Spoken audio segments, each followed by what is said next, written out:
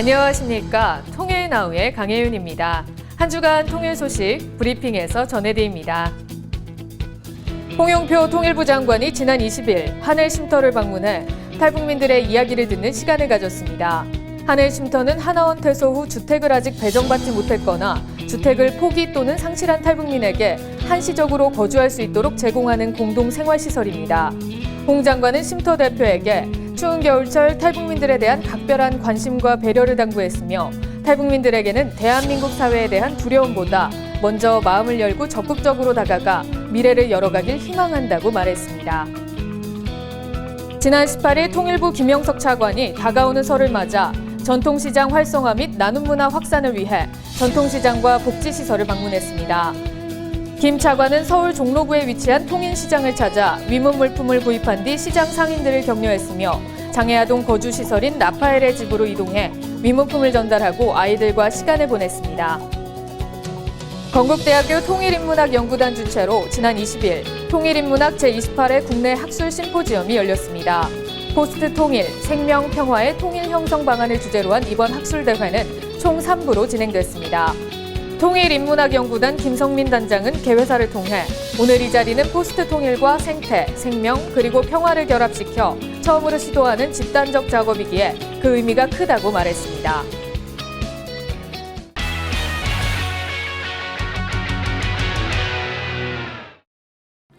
혹시 걱정인형이라고 들어보셨나요?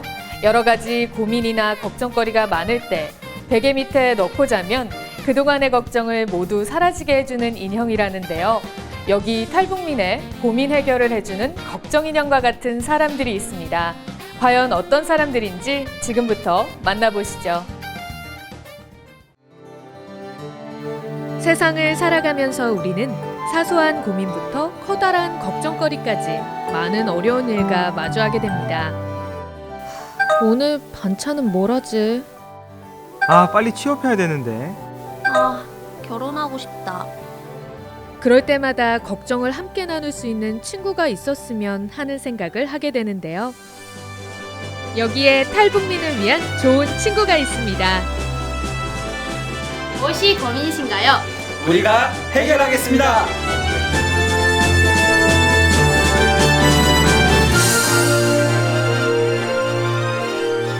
고민 해결을 위해 찾아간 곳은 서울의 한 작은 사무실. 안녕하세요. 고민이 있어서 왔는데요. 네, 잘 오셨어요. 여기가 바로 설의 경험을 나누는 소셜 멘토링 우리온입니다. 탈북민이 만드는 탈북민 소셜 멘토링 서비스 우리온을 소개합니다. 우리온은 탈북민들에게 유익한 정보를 제공하는 모바일 커뮤니티인데요. 우리나라 기관이나 단체나 기업이나 여러 군데에서 실제로 북에서 오신 분들의 정착을 돕기 위해서 많은 것들을 지원해주고 있는데 그것들 잘 혜택을 누리지 못하고 있다는 현실을 보게 되었습니다. 그래서 우리온은 그분들에게 어떻게 하면 정보를 좀 전달해 줄 수 있을까? 그래서 모바일을 통해서 북에서 오신 분들의 정착을 돕는 정보를 좀 제공해 드려야겠다라는 생각을 갖고 시작하게 되었고요. 우리온 인터넷 홈페이지에는 탈북민을 위한 지원 사업, 취업, 교육 등의 생활 정보도 있을 뿐 아니라 사소한 고민들을 상담할 수 있도록 멘토를 소개하고 있는데요. 탈북민의 호응이 커 불과 창업한 지 5개월 만에 5,500여 명의 회원을 확보했습니다. 하루에 저희가 정보를 3번 올려줘요. 그거에 대한 질문과 또 북한이탈 주민들이 고민되는 걸 우리온 카카오톡으로 계속 연락을 주시거든요. 그런 걸 다 합하면 평균 한 달에 100건 정도의 상담을 하고 있습니다. 특히 10개의 분야로 나누어 전문가를 소개하고 있는 이 멘토 나눔은 탈북민들이 가장 선호하는 서비스라고 합니다. 취업이든 학업이든 법률이든 육아든 그 외 영역에서 실제로 자기가 혼자서 판단하고 생각하고 결정하기보다 전문, 남한에서 먼저 살아가고 있는 전문 멘토가들이 그분들을 도와줄 수 있으면 참 좋겠다라는 생각을 하게 되었고요. 그리고 그분들을 통해서 저희가 설문조사를 해보니 오프라인에서 얼굴을 맞대고 나서 상담하는 건 너무 부담이 되니까 온라인상의 상담을 원한다고 해서 저희가 SNS로 서로 상담할 수 있는 이 멘토 나눔을 지금 진행하고 있습니다. 그런데 이 핑크빛 분위기는 뭘까요?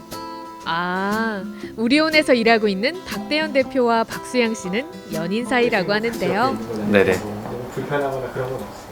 일적에 와서는 또 일에 또 이렇게 포커스를 맞추는 커플인 것 같아요. 그래서 서로가 존중을 해주고 서로가 좋은 일에 또 서로가 인정을 해주기 때문에 그런 점에 있어서 불편하거나 아니면 뭐 부담스럽다든지 이런 거는 한 번도 느껴봤던 적은 없는 것 같아요. 내가 제일 불편하지 내가. 셋인데 내가 제일 불편하지. 불편하면 나한테 물어봐야 되는 거 아닙니까 이거? 탈북민 커플인 두 사람. 어느 날 우연히 보게 된 뉴스 한 토막이 우리온을 시작하게 된 계기였다고 하는데요. 바로 남한 정착을 어려워하는 탈북민의 뉴스였습니다. 20%가 죽고 싶다고? 5명 중 1명이 문제. 20%. 탈북민들이 가족도 친구도 없는 낯선 남한 사회에서 외롭게 살아간다는 사실을 알게 된 건데요. 우연히 조금씩 알려지고 정보 나눔도 많아지고 이러다 보니까 개인적인 고민들까지 굉장히 많이 상담이 오는 거예요. 그래서 아 정말 탈북민들 이런 거를 필요로 하는구나. 그리고 또 이렇게 터놓고 상담을 받을 곳이 없다라는 걸 느꼈고 또 저희가 무엇보다 같은 북에서 온 같은 탈북민이다 보니까 그런 이야기들을 더 이렇게 터놓고 할 수 있는 것 같아요. 그렇다면 우리온에 가장 많이 들어오는 고민 상담은 어떤 것일까요? 우리와는 크게 다르지 않은데요. 1위는 학업과 취업 고민, 2위는 생업과 관련된 창업 고민, 3위는 생활하면서 수없이 마주치게 되는 법률 상담이라고 합니다. 사실 우리온은 지난해 통일부에서 주최한 통일창업 아이디어 공모전에 출품되기도 했는데요. 시작은 작은 아이디어였지만 지금은 탈북민 소통의 장이 될 만큼 탈북민에게 꼭 필요한 정보 커뮤니티가 되었습니다. 그렇다 보니 좋은 일을 함께하려는 후원자도 늘고 있다는데요. 여기 있는 물품들은 어떤 것들인가요? 여기 있는 물품들은 탈북민들께서 고향에서 오신 탈북민들에게 나눔을 해달라고 보내주신 물품들입니다. 큰 후원금은 아니라도 작은 옷 하나, 깨끗한 중고 제품 등 서로를 위하는 탈북민들의 마음이 담긴 후원 물품들이 우리온에 모이는데요. 이것들을 모으고 탈북민들에게 보내는 일련의 활동들은 모두 무료로 진행되고 있습니다. 이게 첫 나눔이 탈북민이신 분이 애기 옷이 있는데 애기들은 금방금방 크잖아요. 근데 그 옷을 버리기에는 아깝고 해서 그냥 주변의 탈북민들한테 나눌 수 있으면 나눠라라고 보내주신 옷이 계셨어요. 그래서 그거를 일단 우리온 홈페이지에 사진을 일일이 찍어서 올렸는데 반응이 굉장히 좋았어요. 그렇게 올리다 보니까 이렇게 옷을 받으신 분들이 감사한 마음에 아 나도 그러면 옷을 기부해야겠다라고 이렇게 해서 지금 계속 진행이 왔는데 지금도 나눌 게 엄청 쌓여 있을 정도로. 우리온은 탈북민들이 남한 사회의 일원으로 잘 살아가는 것 또한 통일 준비 중 하나라고 생각한다는데요. 통일이 되면 분명히 모든 사람들이 생각할 수 있을 만한 건 혼란의 시기와 갈등의 시기가 있을 텐데 그 혼란의 시기와 갈등의 시기에 가장 중요한 완충 작업을 할 수 있는 게 누굴까 생각해 보면 북한에서도 살아봤고 남한에서도 살아본 이 북한 이탈 주민이라는 생각을 많이 하였거든요. 그래서 그분들이 남한에서 잘 정착하는 것이 나중에 통일이 되었을 때 겪게 될 갈등과 혼란들을 많은 부분 해소할 수 있는 중요한 역할을 감당할 수 있을 거라 생각을 하고 있거든요. 기쁨은 나누면 2배, 걱정은 나누면 절반으로 줄어든다고 하죠.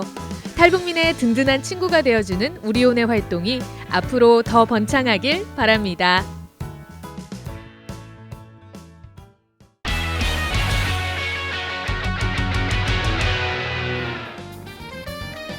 가족들과 떡국도 먹고 윷놀이도 하며 즐거운 시간을 보내는 우리 민족의 대명절, 설날이 다가왔습니다. 과연 북한에서도 설날이면 떡국을 먹고 어른들께 세배를 드릴까요? 오늘 통일의 뿌리에서는 남북한의 설날 풍경을 담았습니다. 까치 설날은 어저께고요. 우리 설날은 오늘이래요. 우리 민족은 예로부터 음력설을 한 해의 시작으로 여겨왔습니다.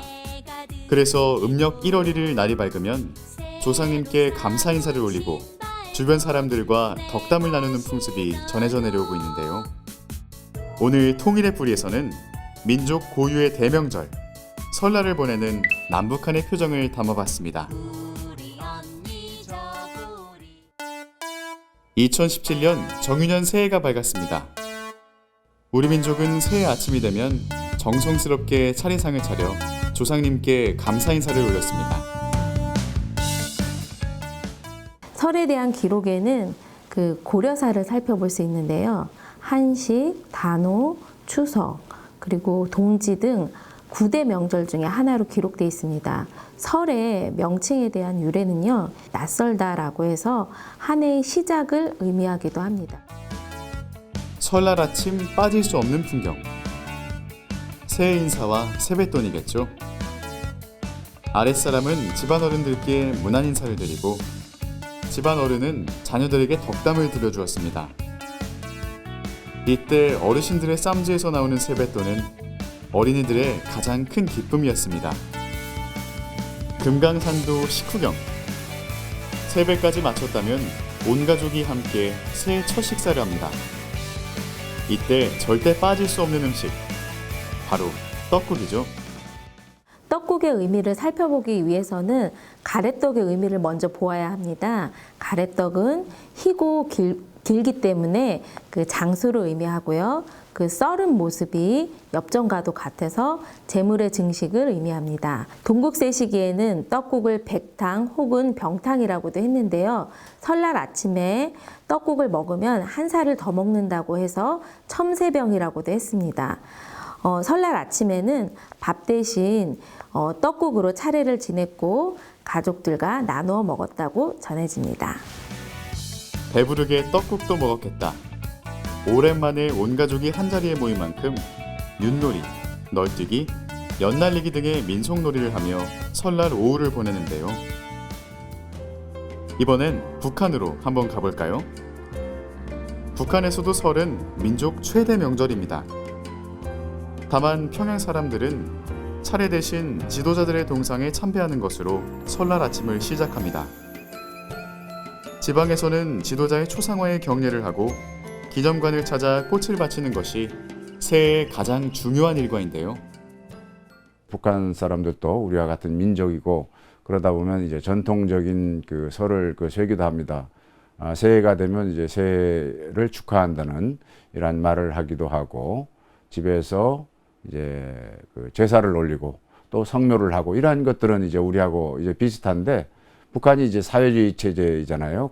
각각 그 집에는 이제 김일성, 김정일 초상화가 걸려 있고 그러니까 그 제사를 올릴 때도 김일성, 김정일 초상화에 먼저 인사를 하고 나서 이제 그 부모 상에 절을 하게 되는 것이죠. 그리고 난 후 남한과 마찬가지로 온 가족이 함께 떡국을 먹습니다. 떡국은 맛 좋고 영양가가 높을 뿐 아니라 소화 흡수도 잘 됩니다. 쫄깃쫄깃하고 정말 맛있습니다. 설명절날에 민족의 향취가 깃든 떡국을 맛있게 만들어 잡수십시오. 하지만 식량 사정이 나날이 악화되면서 떡국이나 식혜 등 쌀로 만드는 명절 음식을 먹는 일이 점차 간소화되어 최근 젊은 층에서는 떡국이 어떤 음식인지 모르는 이들이 많을 정도라고 하는데요.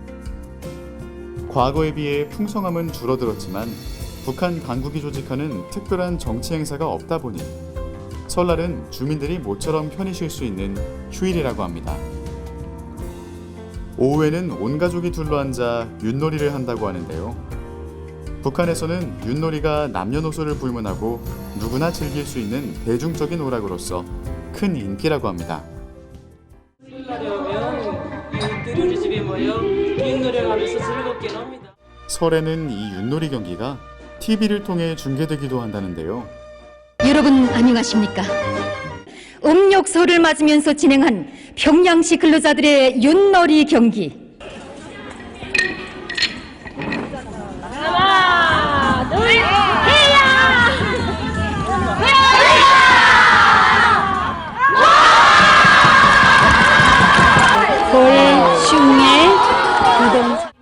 분단 70여 년이라는 세월이 무색하게 윷놀이를 하는 방식은 남북이 똑같습니다.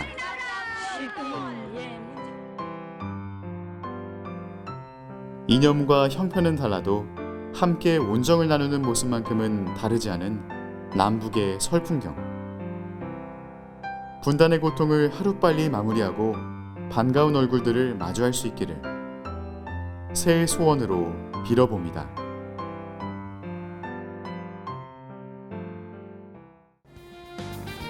오늘 준비한 소식은 여기까지입니다. 이상으로 통일 나우를 마칩니다. 시청해주신 여러분 고맙습니다.